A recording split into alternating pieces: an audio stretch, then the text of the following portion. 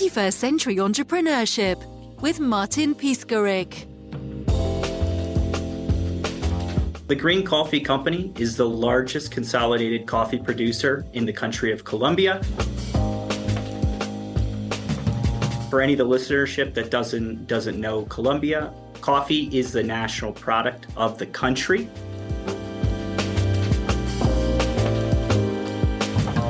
And so from the time I founded the company in 2017 until today, about 5 years, we've become from what I would say is, a cute little startup to becoming the largest consolidated producer of coffee, which is the national product of the country.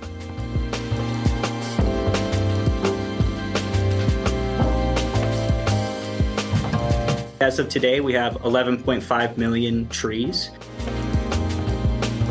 We have almost 2,000 hectares of active coffee land under production.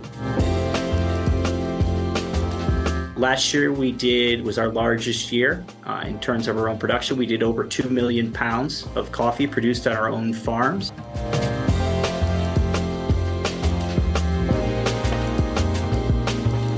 As far as buying from third-party producers, we bought over 5 million pounds of coffee cherries from other producers within the same region.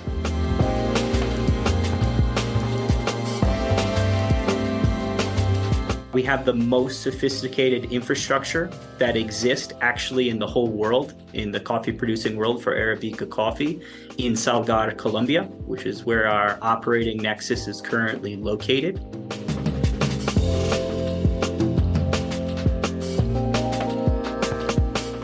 The year before last, we did a little over $1 million in revenue, and last year we did over 10 million. So we grew about 10x in 1 year.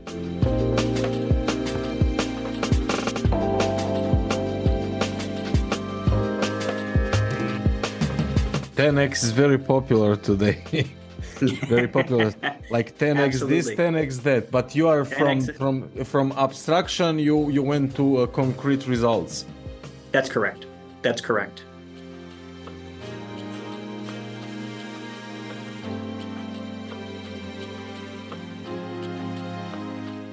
So when we started with about 30, 40 employees when it was the first project. So we conceptualized it from being a traditional agricultural project, which is usually, it's a typical three things in every scale-based project. One, consolidate infrastructure at scale and acquire at scale, right? You create a consolidated farming group, and then you take that product and sell as further down the value chain as you can possibly go. That's the traditional model. And that's where we kind of started in 2017, 2018. As we began to develop the company, really I would say around the 2020 period, when we were really getting to know Colombian coffee, we were able to identify that if we invest more capital, invest more time, we can create a niche here and be a part of a business that no one else is doing. There was no human capital in the business. There isn't outside foreign capital going in macroeconomically into the Colombian economy. And so we've grown what was, let's say, a 30, 40 person business when it was, the cute little startup phase, until today we have about 400 full-time employees. And so, during that time of massive growth, we've built a platform where we can basically plug and play new farms. And so kind of when we were just opening up, Martin, when we were saying, you have 7.5 million trees and I went to 11.5 million, that's like a 40, 50% growth. And we did that in the last 3 months. So the reason why we can do that is because we spent the last 5 years building a platform. Right, building a platform that is scalable, and you can plug in new assets on top of our existing platform, and we don't have to hire whole new management teams around it, right? We've built systems and management teams that are capable of plugging in assets and building into the whole portfolio ecosystem of what I would say is the operating business, which is Green Coffee Company. At what point you started with vertical integration between production and logistics, supply chain, etc.? Sure. So right now we're still in the process of vertical integration, but it's been a goal for the last 2 years. We knew that we needed to go all the way to the roasting product transformation stage, which is just a fancy way for saying cooking coffee, right? We're still in that phase of this round of capital that we're deploying is really around that vertical integration. right? Mm-hmm. So we knew that we needed to take not only just farm coffee, mill it, and sell it in the town center. We knew we needed to take it further down the value chain. Every step along the value chain in coffee, there's significantly more profit and more opportunity along the way. But for a typical small farmer, there's no way for them to elongate their value along that chain. It's just not possible, right? So we knew the vertical integration play is the key to success for the whole, both the coffee industry and our company as a whole. So this is really, this Series C Ray funding round that we're engaged in today, this is where we're going to vertically integrate the whole chain, right? We're going to take everything from putting seeds in the ground, planting, growing, harvesting, wet milling, which is extracting the coffee cherry from the actual seed. Then you dry the seed, mill it, and then you ship it to the roaster and it's roasted and packaged, right? So we're going to take that whole chain. I would say within the next 2 years, we'll have control of that entire chain, and we'll have a massive amount of production, traceable production from Colombia, and we'll be able to control it all the way through our own fully owned roasters. And you as an entrepreneur, regarding your skill set, so it's a debate that I have for last 7 years since Sure. the beginning of the podcast. Are you still feeling capable for being C-level regarding 400 employees, or what Sure. was the process? So it was very fast growth. Did you succeed at creating new team with new experts? What was the journey? Sure. So one of the things I am good at is stepping back when I'm not the best guy for the job. And I think that's a big thing to do, especially when I'm not. Firstly, I'm not from Colombia.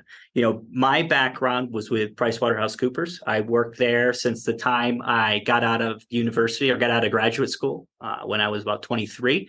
You know, I started with them in the United States. I moved to Bermuda with them, worked in financial services, and then I moved to Hong Kong. My background was in mergers and acquisitions advisory there.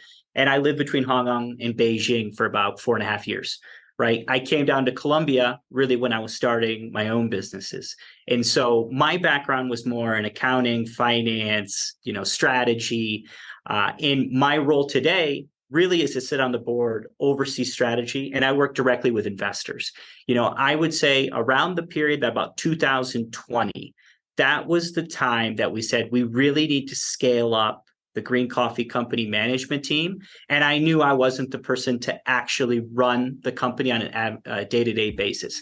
That's when we brought in a world-class CEO, a world-class CFO. We have a world-class COO. And they're the ones that really run the business on a day-to-day basis. But my office is right down the hall from their office. Really, what I work as a high-level strategic issues, and I oversee management to make sure investors' concerns are taken care of. Really, that's where I find that I provide the most value, and me getting, you know, points on the belt or notches on the belt for saying I'm a CEO doesn't have a lot of value to me. I'd rather have, you know, a more valuable company. So I know when to step away.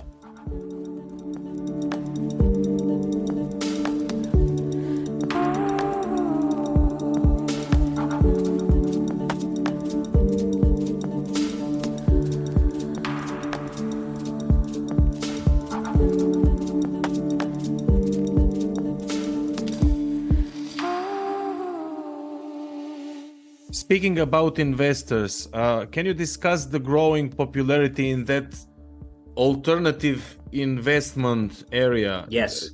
And the challenges investors face when let's say sourcing good deals in the market. Definitely.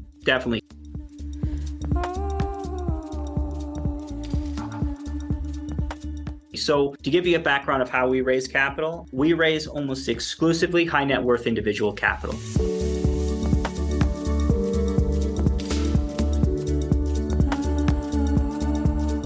So most of my investors are usually within the $3 million to $30 million net range. We do have some that are up around 100 million net worth, but really our spot where we find the most success is really in that 3 to 30 million net asset range.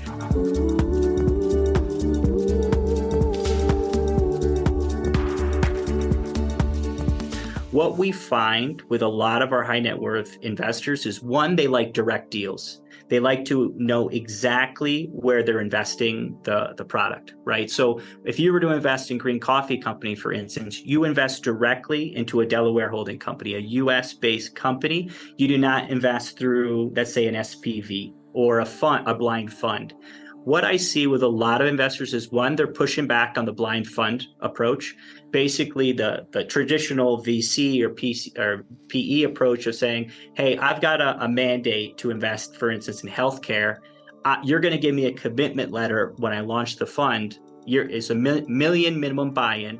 And whenever I tell you, you need to send me capital commitments. You're not going to have a say in what do I invest in. You only know a very wide scope spectrum of things I can invest in. And if you do not commit the money that you sign, I'm going to sue you, right? That's a traditional blind fund approach.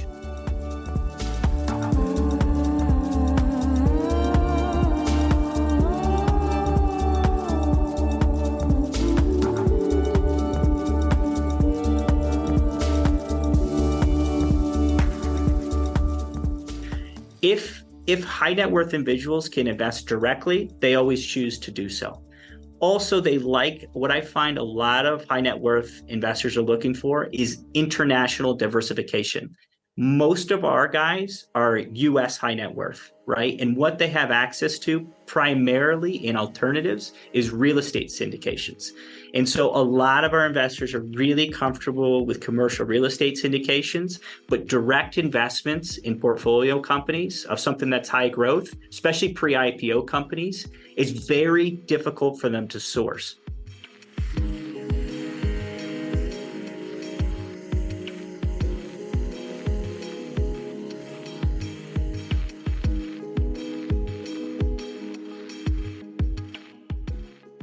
So I always tell this to basically anyone that's around me when I say, if I had, let's say, $1 billion tomorrow to invest in direct placements, and you only have a team of 2 or 3 people, you know, especially in places like Latin America, it would be very difficult to place that capital because data is kind of all over the place. And to find portfolio companies that are really deserving of that capital is very difficult.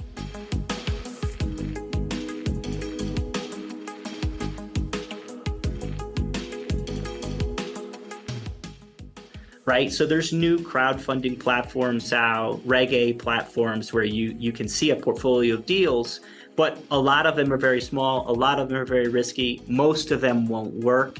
You know, it's very difficult to find great private placement deals in direct portfolio companies.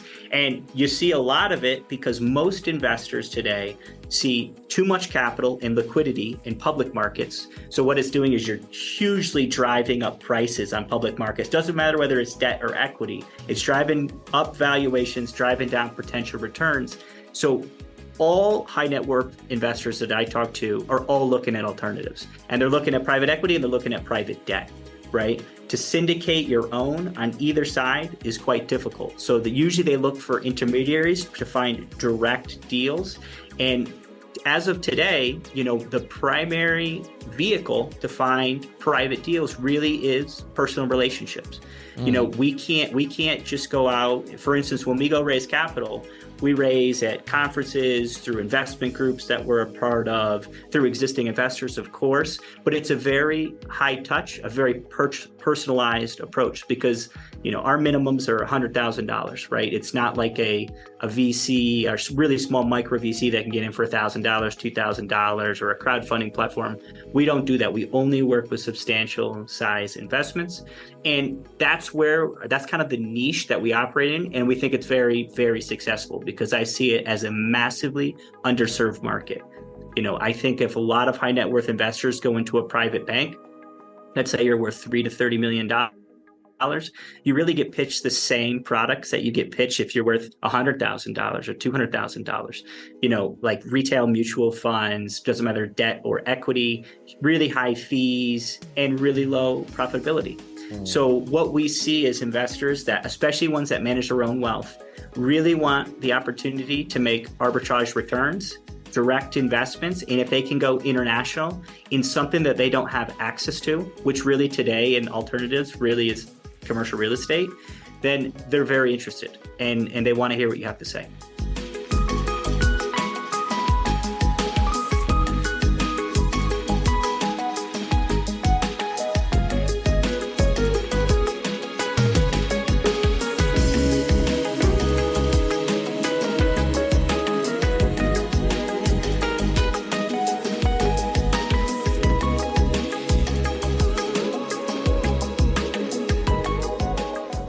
So what high net worth investors are looking at, or accredited investors are looking at, is really arbitrage returns, right? They want to see higher returns so they can get in public markets. They would like something that's, if it can be inflation hedged, they're very interested in inflation hedges. And three, I would say a large one is international diversification.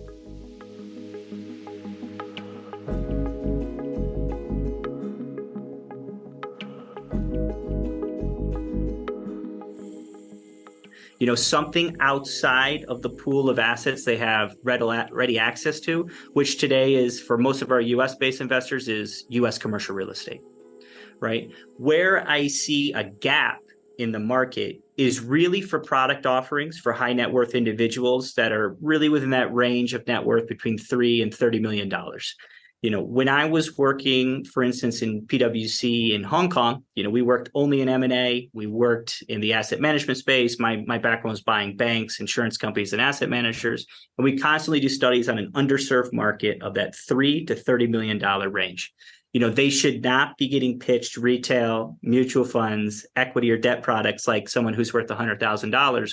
But it is what happens on an everyday retail banking relationship. So what I see and what we've seen work really well is alternatives focused in that range. So minimum investments somewhere between $50,000 and $100,000 that have arbitrage returns, really. And that's where we see a sweet spot that no one is really, or now no one's picking it up at scale. One, because it's difficult, obviously, to fund and run private placement capital opportunities and run private companies. But there's definitely a hunger for that within the high net worth investor audience. What is your business model due to all those interactions that you have on a daily basis, multiple companies, 10x growth? So how did you manage all that? How do you make money? Sure. So my business model, along with my partner, is we take very concentrated bets on very few companies, right? That's the first thing. We are anti-diversification. We invest a significant amount of our own capital in any opportunity that we do. So any opportunity that I'm pitching to an investor, there's probably a 95% chance I'm putting more personal money into this deal than you are. It's without a fact. Every single funding round, myself and my partner will put in usually high 6, low 7 figures every funding round that we engage in with Green Coffee Company, for instance. Today, we're only engaged with 2 companies. 90% of our time was building and running the Green Coffee Company, and 10% of our time is with, well, I would say, a mixture of other companies and the company that I'm recording with you here today. Our other company is called Polygonus. It's a digital arts and entertainment company in Medellin. So really, the high level, it's making video games, and also a digital academy around teaching people how to work in video game production and film production. And I would say that one we're more of investment and advisor focused. We don't take third-party capital yet. The company's still in development. But then the 90% of my time is Green Coffee Company. You know, that's my everyday role that I'm working alongside management, making sure we hit KPIs.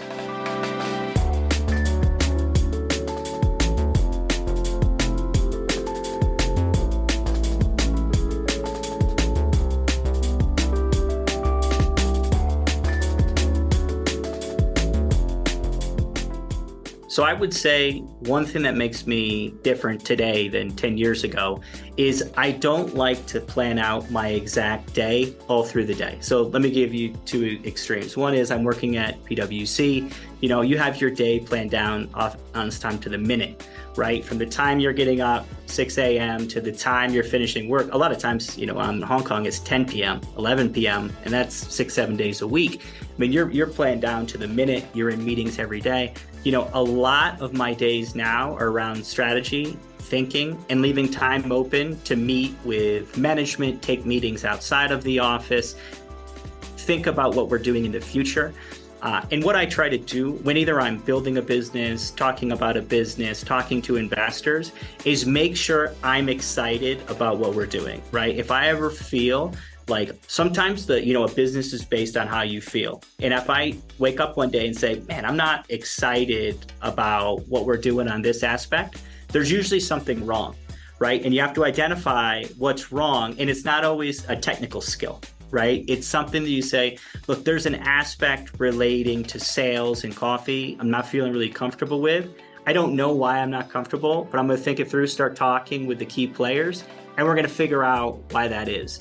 If there's any aspect of saying when I do a presentation to investors, so for instance, last week we had the annual presentation with myself and the CEO to investors, and I want to go into the presentation excited.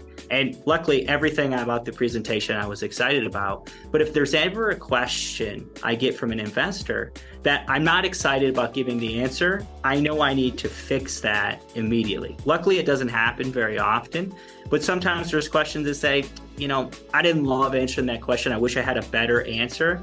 Let's focus on that. And that when I get it again in the future, we're ready to roll. And I'm excited about giving the answer to any question I get. So I would say, one of the most important things is positivity, but also making sure that if you are the agent for the business or you're a spokesman for the business, that you're really excited about it. You're not excited about it because you drank 15 cups of coffee, excited about it, but you actually get up every day and you're excited about what you're doing, and it's worth the time you're putting into it.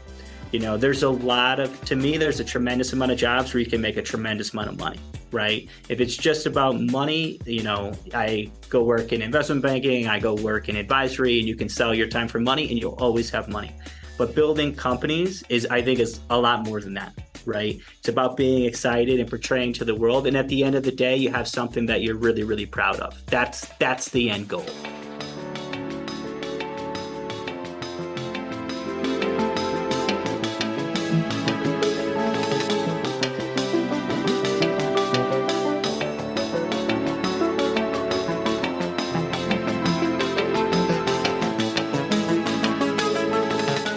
I would say social and especially environmental responsibility at the Korean Coffee Company is something we have to focus on tremendously. One reason is we want to be proud of the businesses that we're engaged in. So we didn't name the company or our asset manager Legacy Group just because we thought it was a cool word, right? So legacy has two meanings. Legacy, one has a financial meaning, which is, legacy of funds over time, but it's also legacy as in your memory of what you're doing with your life and what we do every day in business. So myself and my partner, we only want to work in businesses that we're proud of being a part of, right? So Korean Coffee Company embodies that, right? So one thing you're seeing in the coffee markets globally is the end consumer is driving environmental sustainability and social responsibility no matter what. It's an industry that if you're not doing those things, I don't think you'll exist in 10 years, right? You just won't be in the market, right? So things like environmental and social responsibility, we have to build into the ecosystem of what we create at the Korean Coffee Company because it's vitally important for our clients and it's something you want to be a part of, right? So there's numerous things. Let me give you a couple of examples, like byproducts in Green Coffee Company. So for any of the listenership that doesn't know coffee is grown in a tree and it comes in a cherry. Only half of the cherry is the actual coffee bean that you drink. The rest is literally like a red cherry that you'd see on any other tree, but typically it's thrown away, right? In the history of coffee, no matter where it is in the world, a lot of this times they'll just throw it in a river so it gets washed downstream. That's a massive pollutant. So there's a massive environmental risk with a lot of areas of large-scale farming of any crop base in the world, and coffee is no exception. What are we doing this year that's different? So this is the first year that we're actually doing something useful with coffee byproduct at a massive scale. So we're building a world-class distillery on the side of our wet mill right now. So we're spending about $6 million to build an industrial facility able to produce 12,000 liters of pure ethanol a day from what is coffee waste, coffee cherries, right? And so you can take something which is a pollutant and make it into a revenue stream. And for listenership that doesn't know what ethanol is, ethanol can be burned as a fuel, but we're making food grade ethanol, so it goes in the production of things like vodka, schnapps, gins, and is human-based consumable. So it's a great product. Another one more example before we go on this one is, let's say, water usage. Water usage is a massive issue of farming products almost everywhere in the world. Our wet mills, let's say the average in Colombia is usually 20 or 30 liters of water per pound of producing coffee. Our wet mills use less than one, right? So we would recycle our water over and over again. So there's numerous, this is one, we have actually a whole sustainability deck that aligns to UN sustainability standards of the things that we do. So it'd probably take me like 5 of your shows, Martin, to go through everything that we do. But those are just 2 high-level examples of how we try to bake in all of those goals within the company. And if we're going to be called the Green Coffee Company, you actually have to be green in order to do it. I don't know to ask you or not. Green Coffee Company in 5 years, probably the number one in all categories in the world. Sure. I think we'll be the largest consolidated producer of Arabica coffee in the next 2 or 3 years. That would be the growth pattern. What we've seen from where we're at today is we're about 2 times the size of the nearest competitor in Colombia. The largest producers in the world are in Brazil, right? So we've seen the largest that we're seeing in Brazil are about 5,500 hectares, maybe around that level, but really are publicly reporting about 13 million trees, right? Really low densities. So we're at 11.5 today. Right, million trees. They're reporting a little over 13 million trees. But, data is not always perfect in coffee regions, no matter in the world. But I would say within the next 2 or 3 years, if we continue on our current capital deployment pattern, we'll be number one without a doubt. And we'll be running everything from Colombia. By the way, are you serial entrepreneurs? So are you thinking about exit strategies regarding your companies? Or this is something that is more like your life? Sure. For our investors, journey. We're looking. Yeah, of course, Martin. It's a great question. So for our investors, we're looking for an exit in 2026. We're dual tracking the company to either go public route IPO, either in the United States, or we are basically tracking along so you could do a corporate sellout as well. Me personally, I'd love to stick around and add value if I could. The business, this is an example of a business that I could do forever and be happy. If we go the public option route, I'll probably get to stick around and provide some value if I can. If you do a corporate sellout, I might only get a little bit of time to hang around. I think it really just depends on where the company goes and what investors want to see. But, I'm excited to be a part of it no matter what. No matter what, I've got about 3-4 years left in my tenure minimum. But if I can stick around for more, I'll do my best to make the most valuable company possible. You can follow us on LinkedIn. You can look for us at Legacy Group. Or you can go to our website, www.legacy-group.co. And you can see our most recent funding announcement. We have $2 million left in a $25 million Series C funding round. Or you can just follow us and see what we're doing down here in Colombia. 21st Century Entrepreneurship with Martin Piskarik.